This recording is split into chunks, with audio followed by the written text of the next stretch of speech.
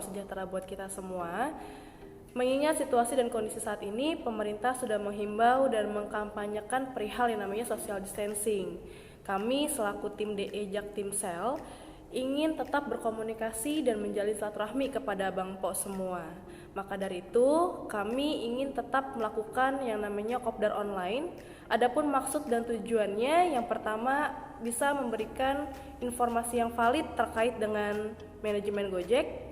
Lalu yang kedua, mempererat tali silaturahmi kepada Abang Po semua. Dan yang ketiga, tetap menjalin komunikasi kepada teman-teman semua.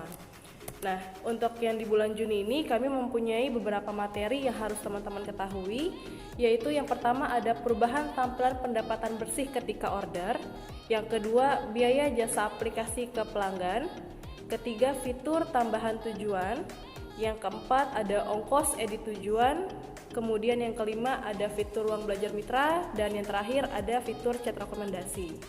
Nah, untuk dari keenam materi ini akan kami bahas satu persatu. Untuk yang pertama yaitu perubahan tampilan pendapatan bersih ketika order GoRide masuk.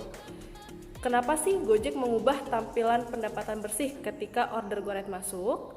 Sebenarnya Gojek ingin mempermudah mitra untuk langsung mengetahui pendapatan bersih yang diterima ketika order masuk ke aplikasi teman-teman semua tanpa perlu menghitung porsi biaya layanan Gojek 20% setiap kalinya. Nah, tampilan ini juga lebih seragam atau konsisten dengan layanan yang sebelumnya. Yang pertama itu ada GoFood, GoSend, GoMart, GoShop yang sudah menunjukkan pendapatan bersih ketika orderan masuk. Kemudian, apa sajakah yang berubah? Mulai 3 Juni 2020, yang berubah hanya tampilan ketika teman-teman pertama kali mendapatkan order GoRide saja. Sedangkan untuk cara perhitungan tarif, biaya layanan Gojek 20% dan pendapatan tidak ada yang berubah. Seperti misalnya tampilan sebelumnya ketika orderan GoRide masuk, tarifnya menggunakan cash atau GoPay, biayanya 10.000. Tapi tampilan sesudahnya ketika order GoRide masuk, pendapatannya berubah menjadi Rp8.000. Dan yang kedua, kemudian di sini ada materi terkait dengan biaya jasa aplikasi GoRide ke pelanggan. Nah, mungkin teman-teman di sini bertanya, apa sih biaya jasa aplikasi?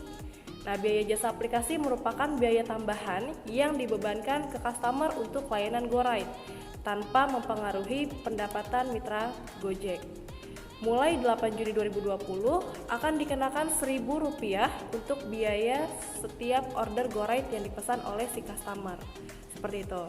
Nah, mengapa biaya jasa aplikasi ini diluncurkan? Biaya jasa aplikasi ini diluncurkan gunanya memanfaatkan untuk melakukan pembaruan teknologi di aplikasi Gojek ke depannya. Tapi teman-teman di sini nggak perlu khawatir, biaya jasa aplikasi ini tidak akan mempengaruhi pendapatan teman-teman. Rincian biaya jasa aplikasi bisa dilihat di detail order setelah teman-teman menyelesaikan order. Misal, contohnya itu orderan GoRide masuk ke aplikasi teman-teman senilai 15.000. Ini sebelum tanggal 8 Juni. Tapi ketika sudah di tanggal 8 Juni akan ada tambahan Rp1.000. Jadi total yang akan tertera di aplikasi teman-teman sebesar Rp16.000 sebelum dipotong biaya layanan Gojek 20% pada aplikasi teman-teman semua. Dan selanjutnya untuk materinya yaitu fitur tambahan tujuan. Mengapa fitur ini diberlakukan? Fitur tambahan tujuan disediakan untuk memberikan kemudahan dan kenyamanan kepada teman-teman dan customer, di mana hal ini memungkinkan mitra mengantarkan customer ke beberapa tujuan sekaligus. Contoh, misalnya saya mau order GoRide, tapi saya mau barang saya sampai duluan ke kantor, seperti itu. Nah, dengan adanya fitur tambah tujuan ini, teman-teman bisa mengantarkan barang si customer, baru setelah itu menjemput customer dan sampailah di kantor. Kemudian fitur tambah tujuan ini mulai 11 Juni 2020. Fitur ini akan diluncurkan dan customer dapat memesan order maksimal 3 kali ke tujuan berbeda. Fitur ini hanya bisa dipesan di awal dan tidak bisa ditambah ketika di tengah-tengah perjalanan. Dan setiap penambahan satu tujuan di luar titik jemput dan di titik akhir pengantaran akan dikenakan tambahan sebesar Rp3.000. Nah, selanjutnya ada yang namanya ongkos edit tujuan, di mana untuk ongkos edit tujuan ini akan berlaku per tanggal 11 Juni 2020. Kami ingin memberikan kompensasi tambahan untuk teman-teman jika customer mengganti tujuannya di tengah-tengah perjalanan untuk orderan GoRide. Dan kami akan mengenakan ongkos edit tujuan ke customer sebesar 5.000 untuk roda 2 dan 15.000 untuk roda 4. Dan perlu teman-teman ketahui bahwa untuk ongkos edit tujuan ini merupakan ongkos tambahan di luar pendapatan atau di luar perubahan pada tarif yang menyesuaikan jarak tempuh. Bagaimana cara melihat ongkos edit tujuan? Ongkos edit tujuan ini akan bisa dilihat rinciannya di detail pembayaran setelah teman-teman menyelesaikan orderannya. Seperti itu. Lalu ada juga materi yang kelima terkait dengan fitur ruang belajar mitra. Demi memberikan sarana bagi mitra untuk dapat memperoleh informasi dan mempelajari hal-hal penting seputar Gojek, maka Gojek merilis fitur ruang belajar mitra. Fitur ini kemudahannya kepada mitra untuk dapat memperoleh materi-materi pembelajaran langsung dari aplikasinya masing-masing. Materi pembelajaran ini dapat tersaji dalam bentuk media, tulisan, gambar, dan video.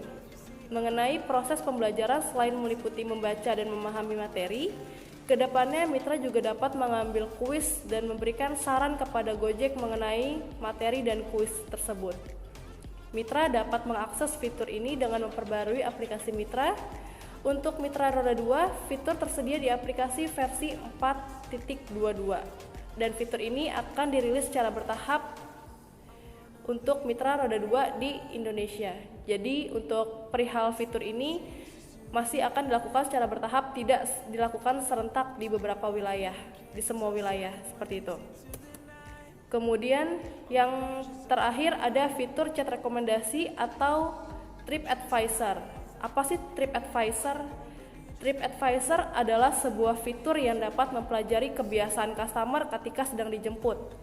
Dan berdasarkan informasi ini, merekomendasikan kepada driver tentang hal apa yang sebaiknya mereka lakukan sebelum menjemput customer. Selain memberikan rekomendasi, TripAdvisor juga bertujuan untuk mempercepat terjadinya komunikasi antar driver dan customer. Oke, mungkin itu aja untuk materi yang bisa kami sampaikan di bulan Juni ini. Semoga bisa bermanfaat buat teman-teman semua. Dan semoga untuk informasi ini akan terus kami update setiap bulannya.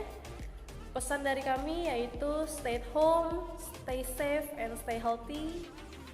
Buat teman-teman, jangan lupa ya untuk subscribe, like, dan share info-info terbaru dari kami. Cukup sekian, wassalamualaikum warahmatullahi wabarakatuh.